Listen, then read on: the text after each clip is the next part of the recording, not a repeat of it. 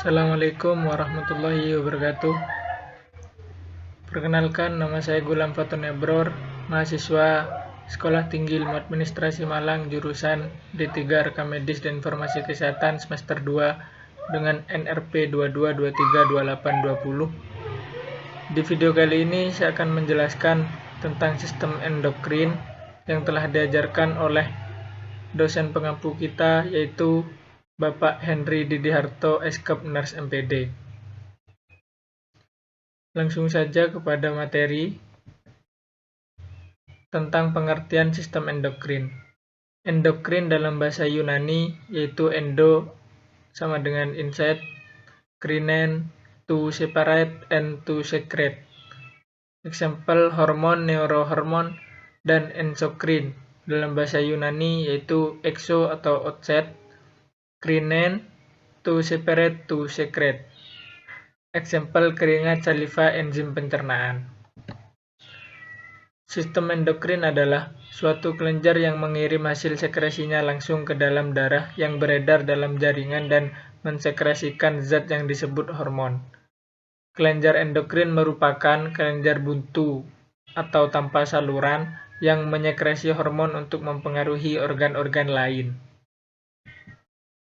Fungsi kelenjar endokrin. Yang pertama, fungsi kelenjar endokrin yaitu menghasilkan hormon yang dialirkan ke darah guna diperlukan oleh jaringan tertentu. Yang kedua, mengontrol aktivitas kelenjar tubuh. Yang ketiga, merangsang aktivitas kelenjar tubuh. Yang keempat, merangsang pertumbuhan jaringan. Dan yang terakhir, yaitu mengatur metabolisme tubuh. Kelenjar dalam sistem endokrin ada 10.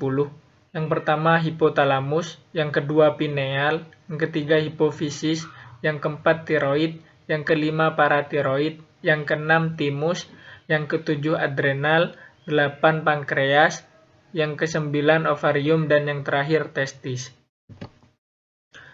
Yang pertama yaitu hipotalamus.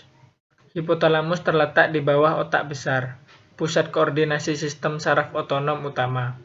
Berperan dalam koordinasi sistem saraf, sistem endokrin tubuh, dan pola perilaku serta emosi, atau respon takut dan berani perilaku seksual. Fungsi hipotalamus tersendiri itu ada 2. Yang pertama, memelihara homeostatis, regulasi internal environment. Misal, contoh yang pertama nadi, temperatur, water balance, dan yang terakhir sekresi kelenjar atau pituitari atau hipofisis. Yang kedua, mengontrol suhu tubuh, rasa haus dan pengeluaran urin, lapar dan kenyang, sekresi hormon-hormon hipofisis anterior, menghasilkan hormon-hormon hipofisis posterior, kontraksi uterus, dan pengeluaran ASI. Hormon-hormon hipotalamus ada 7. Yang pertama hormon antidiuretik, yang kedua hormon oksitosin, yang ketiga hormon somatostatin, yang keempat hormon pelepas hormon pertumbuhan, yang kelima hormon pelepas gonadotropin, yang keenam hormon pelepas kortikotropin, dan yang terakhir hormon pelepas tirotropin. Masuk materi yang kedua yaitu kelenjar pineal. Kelenjar pineal terdapat di dalam ventrikel otak. Bentuknya kecil seperti kerucut, warna kemerahan abu-abu. Kelenjar ini terdiri dari sel-sel penting pinealosit yang disokong oleh sel-sel glia. Kelenjar pineal memiliki beberapa fungsi penting termasuk sekresi hormon melatonin. Fungsi kelenjar pineal sendiri ada banyak. Yang pertama memproduksi melatonin, yang kedua untuk meregulasi siklus tidur, yang ketiga berperan dalam meregulasi kerja kelenjar pituitari, yang keempat mempengaruhi sekresi hormon seks, yang kelima membantu metabolisme obat, yang keenam tempat untuk mengatur pigmentasi kulit, yang ketujuh berhubungan dengan sel-sel yang sensitif cahaya, yang kedelapan berhubungan dengan saraf mata atau penglihatan, yang ke-9 mengatur suhu tubuh, yang ke-10 sebagai mata, telinga, dan berhubungan dengan rohani.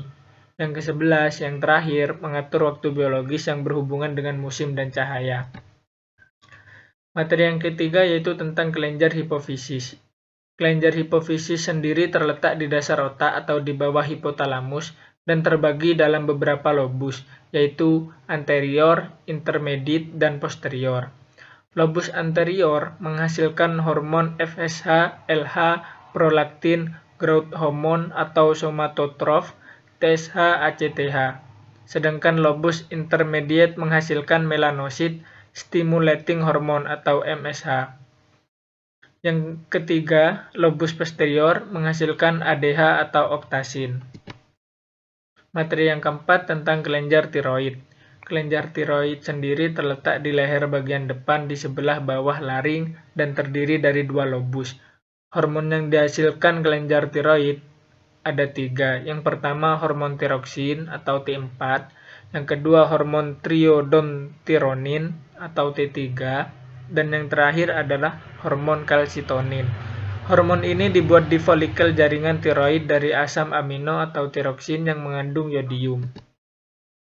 Fungsi umum kelenjar tiroid adalah untuk menghasilkan hormon tiroid yang mengatur berbagai fungsi normal tubuh, seperti denyut jantung, suhu tubuh, dan kekuatan otot. Sedangkan fungsi hormon yang dihasilkan, yang pertama, hormon tiroksin berfungsi sebagai mengatur metabolisme dalam tubuh serta mempengaruhi pertumbuhan dan perkembangan tubuh. Yang kedua, hormon triiodontironin mengatur metabolisme, pertumbuhan, perkembangan, dan kegiatan sistem saraf. Dan yang terakhir, hormon kalsitonin berfungsi untuk menurunkan kadar kalsium dalam darah dengan cara mempercepat absorpsi kalsium oleh tulang. Hipersekresi hormon tiroksin atau hipertiroidisme. Graves' disease atau morbus Basedow. Antibodi di dalam badan menyebabkan tiroid membesar dan mengeluarkan lebih hormon. Orang yang mengidap penyakit ini mengeluarkan hormon berlebihan. Tiroidisitis atau tiroid bengkak. Toxic needle gout, terlalu banyak iodin di dalam makanan. Hiposekresi hormon tiroid atau hipotiroidisme, yaitu contohnya kretinisme atau kerdil. Biasanya terjadi pada masa kanak-kanak, cirinya penderita tidak dapat mencapai pertumbuhan fisik dan mental yang normal. Materi yang kelima tentang kelenjar paratiroid. Kelenjar paratiroid terletak di dekat kelenjar tiroid atau kelenjar gondok. Merupakan kelenjar hasil penimbunan hormon somatotrof atau hormon pertumbuhan. Struktur. Yang pertama, berjumlah 4 kelenjar kecil yang saling berdekatan dan terletak di belakang kelenjar tiroid. Yang kedua, organ targetnya yaitu tulang, ginjal, dan G-tract. Kelenjar paratiroid. Hormon yang dihasilkan adalah PTH paratohormon yang berfungsi untuk mengatur konsentrasi ion kalsium dalam cairan ekstraseluler. Hormon paratiroid meningkatkan kalsium darah dengan cara merangsang reabsorpsi kalsium di ginjal. Fungsinya yaitu metabolisme kalsium dan fosfor. Yang kedua, meningkatkan pelepasan kalsium dari tulang. Yang ketiga, meningkatkan absorpsi kalsium atau Ca di G-tract. Kelenjar paratiroid hipersekresi hormon paratiroid. Hiperparatohormon. Kelainan pada tulang seperti tulang rapuh, bentuk abnormal, dan mudah patah. Kelebihan kalsium yang diekskresikan dalam air seni bersama ion fosfat dapat menyebabkan batu ginjal. Hiposekresi hormon paratiroid, yaitu hipoparatohormon. Terjadi gejala kekejangan otot atau tetani. Materi yang keenam yaitu tentang kelenjar timus. Kelenjar timus terletak di sepanjang rongga trakea di rongga dada bagian atas. Kelenjar yang bertanggung jawab pada pertumbuhan manusia. Hormon yang dihasilkan adalah hormon timosin. Timus membesar sewaktu pubertas dan mengecil setelah dewasa. Kelenjar ini merupakan kelenjar penimbun hormon somatotrof atau hormon pertumbuhan, dan setelah dewasa tidak berfungsi lagi. Fungsi kelenjar timus. Yang pertama, memproduksi sel darah putih yang disebut limfosit T atau sel T. Yang kedua, mengaktifkan pertumbuhan badan, mengontrol kekebalan tubuh, dan mengurangi aktivitas pertumbuhan kelamin. Materi yang ketujuh, kita membahas kelenjar adrenal. Kelenjar adrenal atau kelenjar anak ginjal atau kelenjar suprarenalis adalah kelenjar endokrin berbentuk segitiga yang terletak di atas ginjal. Kerja kelenjar adrenal ini diatur oleh kelenjar pituitari atau hipofisis. Terdiri dari dua bagian utama. Yang pertama korteks adrenal atau bagian luar, yang kedua medula adrenal atau bagian dalam. Yang pertama, kelenjar korteks bagian luar adrenal. Mineralocorticoids berguna untuk meseimbangkan kadar Na dan kalsium. Glucocorticoids berguna untuk regulasi metabolisme glukosa. Dan yang terakhir, gonadocorticoids menghasilkan seks steroid atau androgen dalam jumlah yang tidak signifikan. Yang kedua, kelenjar medula atau bagian dalam adrenal. Menghasilkan hormon epinefrin atau adrenalin dan noreprin atau noradrenalin. Hormon epinepirin dan norepinepirin distimulasi langsung oleh saraf simpatik. Yang selanjutnya kita membahas kelenjar pankreas. Kelenjar pankreas merupakan sekelompok sel yang terletak pada pankreas yang dikenal sebagai pulau-pulau Langerhans. Pulau Langerhans berfungsi sebagai tempat produksi hormon endokrin pankreas. Hormon yang dihasilkan oleh kelenjar pankreas, yang pertama hormon insulin dihasilkan oleh sel beta. Yang kedua hormon glukagon yang dihasilkan oleh sel alfa.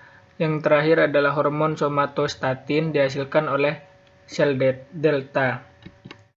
Fungsi hormon glucagon. Pertama, dihasilkan oleh sel alfa, berfungsi untuk meningkatkan kadar gula dalam darah, tipe hormon asam amino. Fungsi hormon insulin dihasilkan oleh sel beta, berfungsi menurunkan kadar gula dalam darah, tipe hormon asam amino. Dan yang terakhir, fungsi hormon somatostatin dihasilkan oleh sel delta, berfungsi menghambat sekresi hormon insulin dan glucagon, yang juga diproduksi di saluran pencernaan dan memiliki fungsi lain untuk mengurangi sekresi lambung, motilitas pencernaan, dan untuk menghambat sekresi hormon pencernaan termasuk gastrin dan sekretin. Yang terakhir, di sini saya membahas kelenjar gonad atau kelamin. Terbagi atas dua kelenjar yaitu ovarium dan testis. Ovarium adalah sepasang organ berbentuk buah kenari yang terdiri dari dua lapisan utama, yaitu korteks bagian luar dan medula di bagian pusat. Hormon yang dihasilkan adalah hormon estrogen, progesteron, relaksin, dan inhibin. Sedangkan testis merupakan organ reproduksi internal pada pria, bentuk seperti telur dan letaknya di dalam kantong skrotum. Testis terdiri dari belahan-belahan yang disebut dengan lobulus testis, atau terdiri dari 200 sampai 300 lobulus.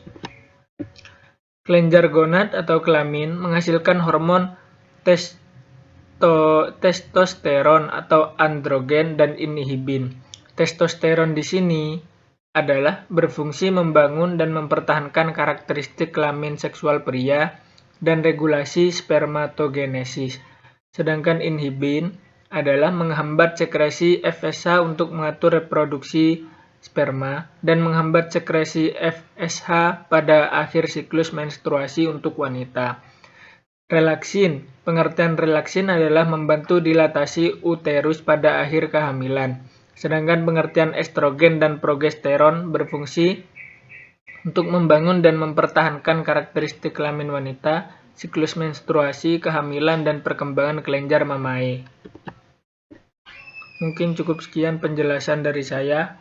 Mungkin ada pertanyaan, silahkan DM di IG saya di bawah. Cukup sekian. Assalamualaikum warahmatullahi wabarakatuh.